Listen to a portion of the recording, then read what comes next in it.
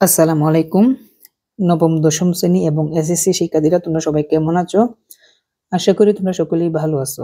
আজকের এই পর্বে তোমাদের গণিত বইয়ের দ্বিতীয় অধ্যায় সেট ও ফাংশনের অনুশীলনী 2.2 এর 20 নম্বর অঙ্কটি সুন্দরভাবে সমাধান করাবো। তো 20 নম্বরের মধ্যে বলা হয়েছে চক কাগজে 1 2 -1 1 11 7 বিন্দু তিনটি স্থাপন করে দেখাও যে বিন্দু তিনটি একই সরল রেখায় অবস্থিত। আচ্ছা, যেহেতু বিন্দু তিনটা দেওয়া আছে এবং বিন্দুগুলো যদি একটু ফলো করো, তোমরা যদি এর আগের পর্বটা দেখো, চক কাগজের যে বিন্দুগুলো স্থাপন করতে হয় ওইটা দেখলে আজকের ভিডিওটা আরো সহজ লাগবে। তো দেখো, বলছিলাম কি আগের পর্বের মধ্যে যখন দেখবা বিন্দুগুলো ছোট ছোট সংখ্যা, দেখো একদম ছোট ছোট 1 2 -1 1, তারপরে 11 7, এটা একটু হালকা বড় কিন্তু বাকিগুলো ছোট। কিন্তু আমরা চেষ্টা করব এটাকে একটু সুন্দরভাবে লেখার জন্য। সেই জন্য আমরা কি করব, আমরা 2 বর্গঘর সমান 1 একক ধরবো। কি বলছি, 2 বর্গঘর সমান 1 একক ধরবো, যেহেতু ছোট ছোট। সেই জন্য লিখবো চক কাগজে x অক্ষ বরাবর ও y অক্ষ বরাবর ক্ষুদ্রতম 2 বর্গঘর সমান 1 একক ধরে 2 ঘরকে 1 ঘর ধরবো, তাহলে কিন্তু সুন্দর হবে। ধরে যে বিন্দু তিনটা আছে, বিন্দু তিনটি স্থাপন করা হলো। তো দেখো, আমি চক কাগজটাকে হাতে নিচ্ছি, নিয়ে কিভাবে বিন্দুগুলো সুন্দরভাবে স্থাপন করব এখন সেটি তোমাদেরকে আমি সুন্দরভাবে শিখিয়ে দিব। তো সবাই ভালোভাবে একটু মনোযোগ দিবা। মনোযোগ যদি দাও তবেই কিন্তু তোমার কাছে এই অঙ্কগুলা কিন্তু সহজ লাগবে, কিভাবে বিন্দুগুলো স্থাপন করতে হয়। এটা হচ্ছে আমাদের গ্রাফস পেপার। আমি গ্রাফস পেপারটা হাতে নিলাম। ওকে, তো দেখো, সর্বপ্রথম আমরা দুটা সরল রেখা এঁকে নিব। তো সরল রেখা অনেকে পারো না, কিভাবে আঁকবা দেখবা, ঘাড়ো ঘাড়ো করে যে রেখাগুলো আছে এই রেখার উপর দিয়ে একটা রেখা দিবা। আবার দেখো এপাশে লাল আছে বা কালো করে একটু ঘাড়ো আছে, এদিক দিয়ে তুমি দিতে পারো। বুঝতে পারছো? তো সর্বপ্রথম আমি এক অক্ষ দিয়ে দিই। সকলে একটু মনোযোগ দিবা, যদি মনোযোগ দাও তবে কিন্তু তোমরা সহজভাবে বুঝতে পারবা।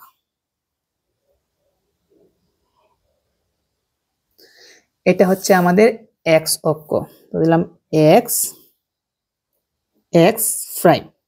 এখন দেবো কি, ওয়াই অক্ষ দিব। আমি এই লাল বরাবর দিই।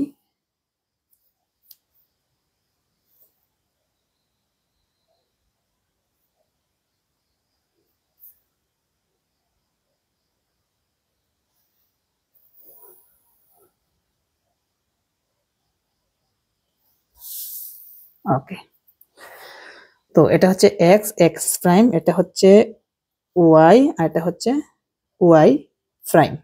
তো কি বলছিলাম আগের পর্বের মধ্যে, যদি এক্স এর মান যদি প্লাস হয় এই মূল বিন্দু অর্থাৎ ও থেকে, এই মূল বিন্দু থেকে ডান দিকে যাবে, আর এক্স এর মান যদি মাইনাস হয় তাহলে মূল বিন্দু থেকে বাম দিকে যাবে, মানে প্রাইমের দিকে যাবে।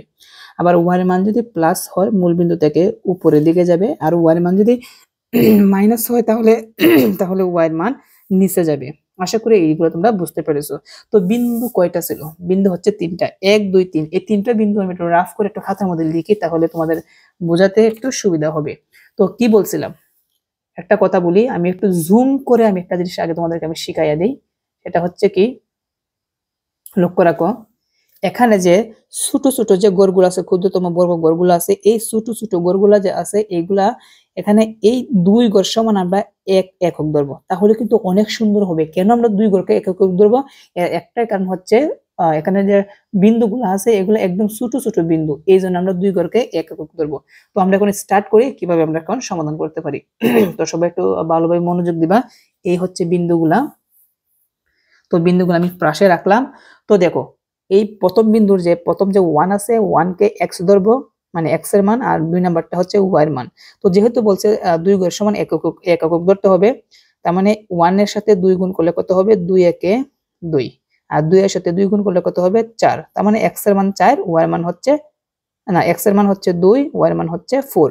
তো x এর মান যেহেতু এখানে প্লাস এর আছে, তার মানে এই মূল বিন্দু থেকে এই এক্সিস তে আছে, এটা ডান দিকে আসবে। তো 2 পর্যন্ত আমরা আসবো মূল বিন্দু থেকে, এখান থেকে 1 2, আমি কলামটা ধরে রাখলাম। দেখো ওয়াই এর মান কত, 4। দেখো প্লাসের কিন্তু, তার মানে উপরের দিকে যাবে।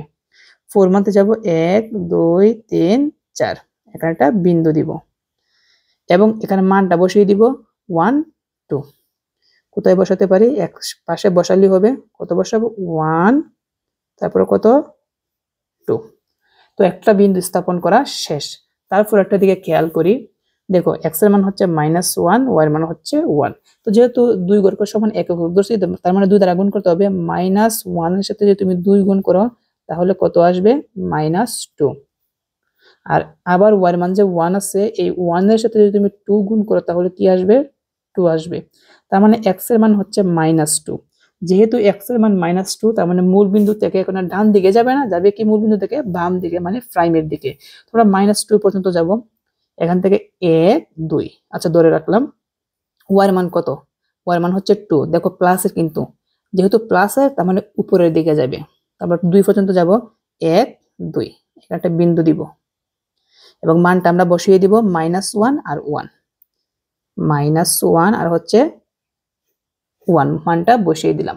ওকে, তো তারপরে লক্ষ্য রাখি শিক্ষার্থীরা, তারপরে মানটা হচ্ছে এখানে এক্স এর মান হচ্ছে কত? 11। তো 11 সাথে 2 গুণ করো তাহলে কত আসবে?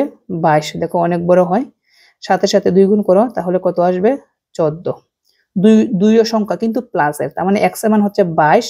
যেহেতু এক্স এর মান 22 প্লাসের, তার মানে কোন দিকে যাবে? মূল বিন্দু থেকে ডান দিকে 22 যাবে। তাহলে 22 কোথায় হয়? আমরা একটু লক্ষ্য রাখি। এখান থেকে হচ্ছে 5 10 15 20 21 22, এখানে হচ্ছে 22।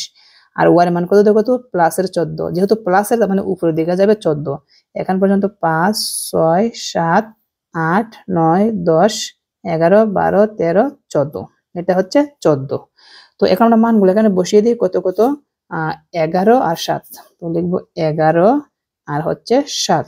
তো বিন্দু স্থাপন করা শেষ। প্রশ্নের মধ্যে কিন্তু আমাদেরকে আস্ক করেছে যে বিন্দু তিনটি একই সরল রেখায় অবস্থিত। তার মানে যে তিনটা বিন্দু হয়েছে, আমরা এই তিনটা বিন্দু স্কেলে স্কেলে দেখবো মিলে কিনা। তো দেখো আমি মিলাচ্ছি, শিক্ষার্থীরা একটা মনোযোগ দিই। দেখো এই বিন্দু এই বিন্দু এই বিন্দু সুন্দরভাবে স্কেল দিয়ে মিলে গেছে।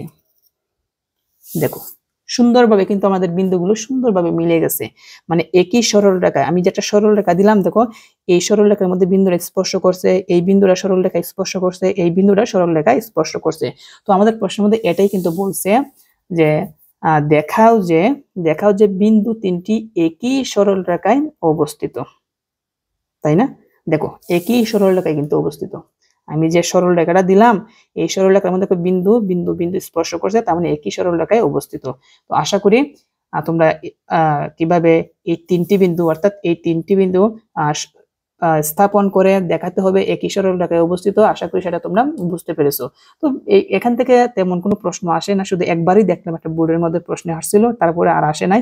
যদিও এবার দিয়ে দেয়, তাহলে তোমাদের অবশ্যই এগুলো শেখা দরকার। তো আমরা এখন নিচে লিখে দিব। দেখো এই যে এখানে যে গ্রাস পেপারটা আছে, এটা কি করবা? এখানে নিচে এই জায়গার মধ্যে স্টেপলার মেরে দিবা। স্টেপলার মারার পরে নিচে যে জায়গা থাকবে এই জায়গাটুকুর মধ্যে লিখে দিবা, যে লিখে দিবা সুতরাং বা অতএব, সুতরাং বিন্দু তিনটা কিন্তু, দেখো বিন্দু তিনটা কিন্তু আসলে কিন্তু একই সরল রেখায় অবস্থিত। সেজন্য লিখবো সুতরাং বিন্দু তিনটি একই সরল রেখায় অবস্থিত। সুতরাং বিন্দু তিনটি একই সরল রেখায় অবস্থিত। বলছে দেখাতে হবে, তো আমরা লিখবো দেখানো হলো।